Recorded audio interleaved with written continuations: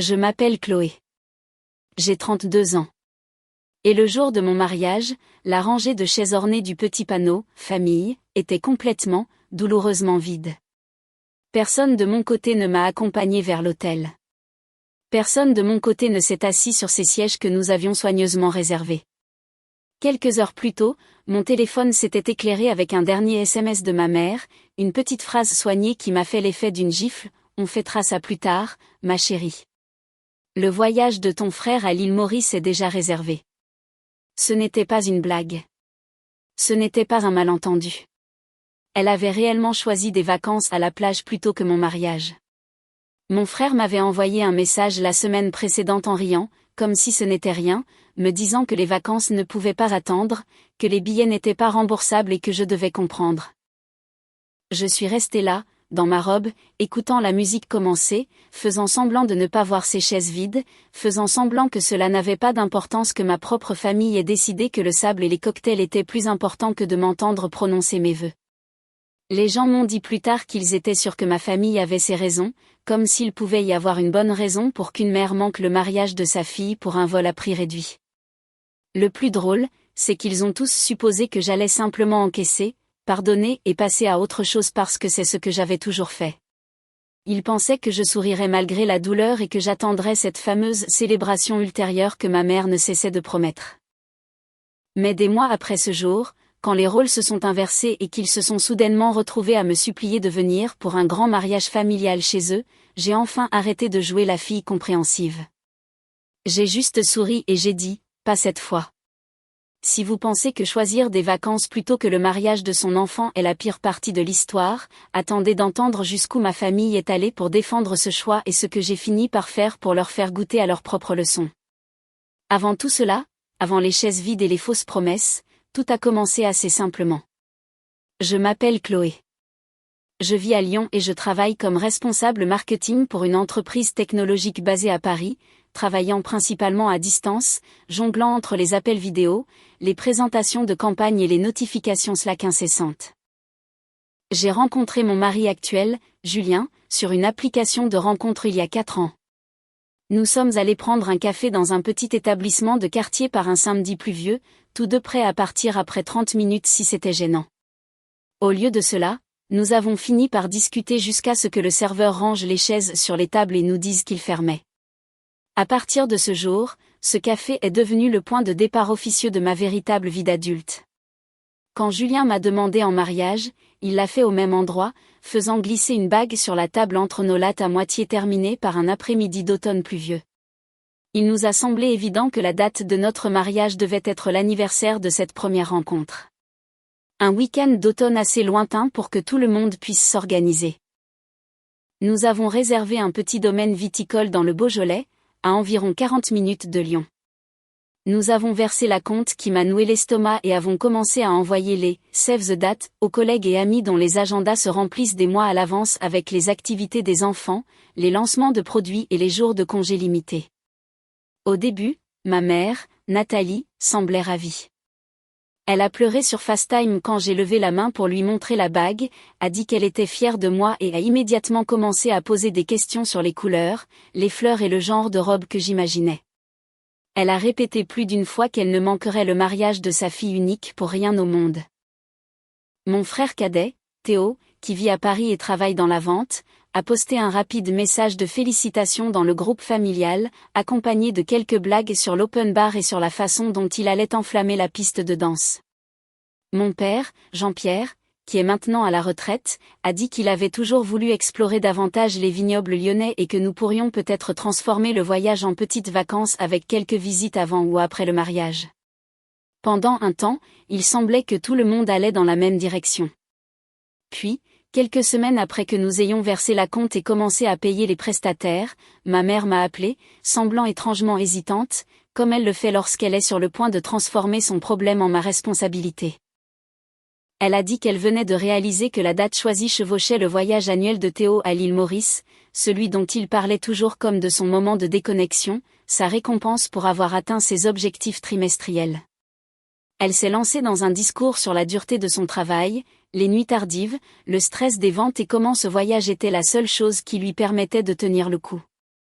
Au début, je pensais qu'elle se confiait simplement, alors j'ai dit quelque chose comme « C'est dommage pour le timing, mais nous avons réservé le domaine des mois à l'avance. » Elle a marqué une pause, puis a demandé très prudemment si Julien et moi pouvions déplacer le mariage. Pas d'un jour, pas en changeant l'heure, mais à un week-end entièrement différent pour que Théo n'ait pas à changer ses vols ou à payer des frais. Elle est passée directement à sa liste habituelle des sacrifices de mon enfance, des histoires que j'ai entendues 100 fois sur les vacances qu'elle avait sautées et les choses auxquelles elle avait renoncé pour nous élever. Le message sous-jacent était clair, une bonne fille est flexible quand la famille a besoin d'elle. Je lui ai rappelé que changer la date signifierait perdre l'argent du domaine, renégocier les contrats et probablement forcer la moitié de nos invités à modifier leurs réservations. Elle m'a immédiatement accusé d'être rigide et dramatique, affirmant qu'un mariage n'était qu'un jour alors que la santé mentale et le repos de mon frère étaient des choses à long terme. Quelques minutes après avoir raccroché, Théo m'a envoyé un SMS direct pour m'expliquer qu'il avait trouvé une offre incroyable sur une application, que tout était déjà prépayé et que les frais de modification seraient exorbitants, terminant en disant qu'il avait besoin de ce break pour son équilibre et qu'il savait que je comprendrais parce que j'avais toujours été la plus compréhensive des deux. Comme je n'ai pas immédiatement cédé, ma mère a commencé à aborder le sujet constamment dans ses appels et messages, parfois doucement, parfois avec cette pointe d'agacement dans la voix. Elle disait qu'en tant que sœur, je devrais être plus accommodante, que je privilégiais un seul jour par rapport au bien-être de mon frère. Pendant ce temps, je fixais mes tableurs de budget et les calendriers des prestataires, réalisant que nous avions déjà construit nos vies autour de cette date. Je lui ai dit calmement, encore et encore, que nous la maintenions. C'est là que le ton a vraiment changé. Dans le groupe familial, elle a commencé à se plaindre en termes vagues de ces personnes qui ne pensent pas aux autres et de la façon dont certains enfants oublient tout ce que leurs parents ont fait pour eux. Théo a posté une story Instagram sur les gens qui agissent comme si le monde tournait autour de leurs petits événements, accompagnée d'une capture de sa confirmation de vol. C'était la première fois que je voyais le schéma si clairement. Dans l'esprit de ma mère, mon mariage était facultatif, mais le voyage de mon frère ne l'était pas. La rupture officielle est arrivée de la manière la plus décontractée possible. Quelques semaines avant le mariage, mon téléphone a vibré avec un message de groupe de ma mère disant textuellement « On fêtera ça plus tard, ma chère. Le voyage de Théo est fixé. Nous organiserons quelque chose de spécial rien que pour toi quand tout le monde sera moins occupé. » Il y a eu quelques réactions avec des cœurs de la part de parents qui ne comprenaient pas la portée de ce message. Moi, si. Mon estomac s'est noué. Il n'y avait aucune question, aucune ouverture à la discussion, aucune excuse. C'était une déclaration de priorité. J'ai appelé ma mère immédiatement. Quand elle a décroché, elle semblait agacée. Je lui ai demandé directement si ce message signifiait qu'elle, mon père et Théo ne venaient pas au mariage. Elle a soupiré longuement et m'a dit « Chloé, tu sais combien il est coûteux de changer des vols. Ton frère s'est tué au travail. Il a besoin de ça. On fera un bon dîner quand il rentrera. On pourra inviter quelques oncles et tantes. Ce sera tout aussi spécial. » Je lui ai répondu qu'un dîner après coup n'était pas la même chose que de voir sa fille se marier, que c'était mon mariage, pas un anniversaire qu'on peut fêter n'importe quand. Elle a rétorqué que j'étais ingrate, que je refusais de voir la situation globale. Mon père m'a envoyé un message plus tard dans la soirée, « Je suis désolé, ma grande. J'aurais aimé que le timing fonctionne. On se rattrapera. » J'ai fixé ce message pendant longtemps avant de répondre, « Donc, tu choisis vraiment de t'asseoir sur un transat à côté de maman et Théo plutôt que de venir au mariage de ta fille unique. » Il n'a jamais répondu. Je l'imaginais dans son fauteuil, lisant mon message, se sentant coupable, puis posant son téléphone parce qu'affronter ma mère serait plus dur que de me décevoir. Dans les jours précédant le mariage, mon fil d'actualité s'est rempli de photos de ma famille à l'île Maurice. Théo postait des photos de piscines d'hôtel, de vues sur l'océan, de plats gastronomiques, avec des légendes sur le temps passé en famille au paradis. Dans une vidéo, ma mère riait avec un cocktail à la main. Personne ne demandait comment se passaient les préparatifs. C'était comme si mon mariage avait été effacé de leur calendrier. Le jour du mariage, le domaine était magnifique. Le ciel était clair, l'air frais de l'automne lyonnais était parfait. Quand je suis passée devant la rangée de chaises marquées du panneau « Famille », de mon côté, ma poitrine s'est serrée. La seule personne assise là était ma tante Linda, la sœur aînée de ma mère, qui était venue discrètement sans faire de bruit. Elle s'est levée en me voyant, m'a serré si fort que je pouvais à peine respirer et m'a chuchoté à l'oreille « Je suis là pour toi, pas pour leurs bêtises ». Derrière elle, quelques cousins s'étaient glissés sur les sièges, l'air un peu nerveux mais déterminé. Le reste des chaises est resté vide. De l'autre côté de l'allée, la famille de Julien remplissait chaque rangée. Ses parents étaient venus du sud de la France avec frères, sœurs et même 2 grands-parents âgés qui avaient besoin d'aide pour marcher mais refusaient de manquer l'événement. Sa mère a pleuré en me voyant dans ma robe, m'a embrassé la joue et m'a dit qu'elle avait toujours rêvé d'avoir une fille comme moi. Le contraste était vertigineux. Pendant la cérémonie, je pouvais sentir le vide à ma gauche comme un courant d'air froid. Quand l'officiant a demandé qui m'accompagnait, c'est le père de Julien qui a fait un pas en avant, parce qu'il n'y avait personne de mon côté pour le faire. J'ai jeté un bref coup d'œil aux chaises vides où mes parents auraient dû être, et dans ma tête, j'ai vu ma mère sur sa plage, mon frère levant son verre et mon père prétendant ne pas remarquer l'heure. Julien a dû voir quelque chose passer sur mon visage car il a serré mes mains un peu plus fort, m'ancrant dans le présent. Après la cérémonie, nous avons pris des photos avec sa famille, avec ma tante et mes cousins, et avec des amis qui étaient venus de loin par leurs propres moyens. Les gens demandaient doucement « Où sont tes parents, Chloé ? Des problèmes de transport ?» Et je m'écoutais donner la même réponse vague, sachant que la vérité était bien plus laide. Plus tard dans la soirée, après les toasts et la première danse, un membre du personnel du domaine est venu me voir avec une enveloppe arrivée par courrier le matin même. Elle portait l'adresse de mes parents. Mon estomac s'est contracté en l'ouvrant. À l'intérieur se trouvait un petit chèque et un mot plié avec l'écriture soignée de ma mère. Nous espérons que tu comprendras ce qu'est le sens des priorités quand tu seras plus âgé. Affectueusement, maman et papa. C'était tout. Pas de pardon, pas de regret. Juste un rappel que dans son esprit, choisir un voyage plutôt que mon mariage était un choix mature que je finirais par applaudir un jour.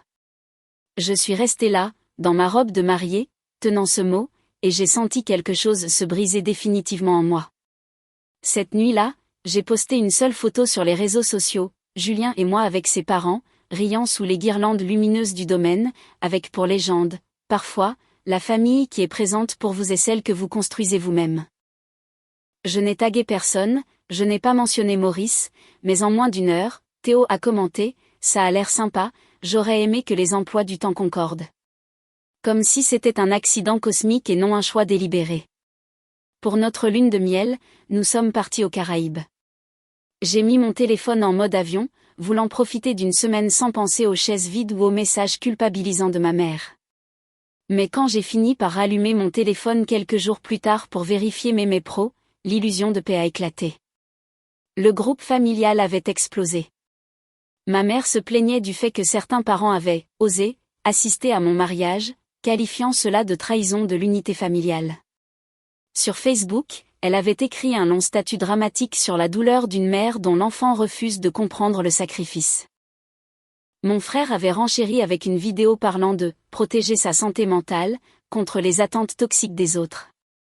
Ma mère a même envoyé de longs messages à Julien, lui disant que j'avais toujours été trop sensible et dramatique, et qu'en tant qu'homme de la maison, il devait m'encourager à pardonner pour ne pas empoisonner notre mariage. Julien lui a répondu une seule fois, poliment mais fermement, que nous avions donné la date des mois à l'avance et que nous ne reviendrions plus sur le sujet. En restant sur le lit de l'hôtel, écoutant le bruit des vagues, j'ai réalisé que je ne ressentais plus une colère brûlante, mais une fatigue profonde. Il m'avait blessé, puis avait réécrit l'histoire pour passer pour les victimes. J'ai mis le groupe en sourdine et j'ai décidé que je ne serais plus celle qui fait le ménage émotionnel pour eux. Quelques mois plus tard, le calme était revenu. Puis, j'ai remarqué que ma mère recommençait à « liker » mes vieilles photos, celles de mon enfance avec Théo ou de mes études. Julien m'a dit, ils attendent quelque chose. Il avait raison. Une semaine plus tard, une enveloppe ivoire est arrivée, l'invitation au mariage de Théo avec sa petite amie de l'époque, Sophia, dans un complexe de luxe sur la Côte d'Azur. Un week-end complet avec dîner de bienvenue et cérémonie sur la plage. En bas de l'invitation, ma mère avait ajouté à la main, cela compterait tellement pour la famille que Julien et toi soyez là. Pas d'excuses, aucune mention de mon mariage, juste l'attente que je sois présente maintenant que c'était leur tour de célébrer. Ma mère m'a appelé, utilisant des mots comme « nouveau départ » et « guérison familiale », répétant que la famille devait être là les uns pour les autres. Quand j'ai mentionné mon mariage, elle a dit que nous avions tous fait des erreurs mais que c'était du passé. Théo m'a envoyé un message disant qu'il ne voulait pas de « rancœur » entre nous. L'ancienne version de moi aurait peut-être cédé, mais je me suis souvenu des chaises vides et du mot sur les priorités. Quand ma mère a rappelé pour insister, disant que mon absence embarrasserait la famille, j'ai répondu calmement que je ne viendrais pas. Elle a explosé, m'accusant d'être méchante et immature. J'ai simplement dit, la dernière fois qu'il y a eu un mariage, ma journée était moins importante que vos vacances. Mon emploi du temps actuel ne peut pas attendre. Pas cette fois. À la place, Julien et moi avons réservé un séjour au ski à Chamonix pour les dates exactes du mariage de Théo.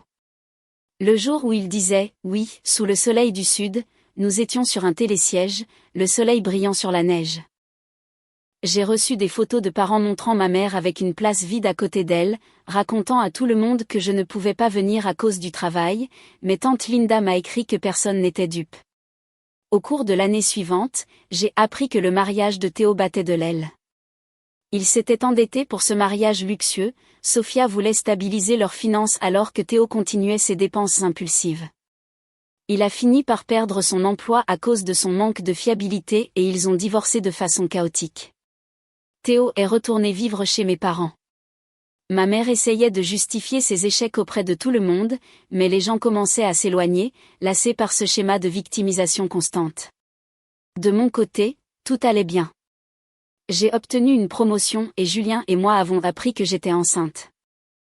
J'ai annoncé la nouvelle à mes amis et aux parents qui m'avaient soutenue, mais pas à ma mère ni à mon frère. Je voulais protéger ce moment. Quand ma fille, Léa, est née, la chambre d'hôpital était remplie d'amour, même sans mon côté de la famille. J'ai fini par bloquer ma mère et Théo partout. Mon père a envoyé un mail après avoir appris la naissance par des rumeurs, disant qu'il aimerait rencontrer sa petite fille, mais sans jamais reconnaître ce qu'ils avaient fait. Je lui ai répondu une dernière fois que s'il voulait une relation, cela devait commencer par une reconnaissance honnête du passé. Il n'a jamais répondu. Aujourd'hui, ma vie se concentre sur l'essentiel, ma fille, mon mari et ma paix intérieure. J'ai réalisé que protéger son équilibre signifie parfois s'éloigner de ceux qui partagent notre nom. On a le droit de dire non, on a le droit de fixer des limites. Je n'ai pas détruit une famille, j'ai simplement arrêté de laisser une version brisée de la famille me détruire.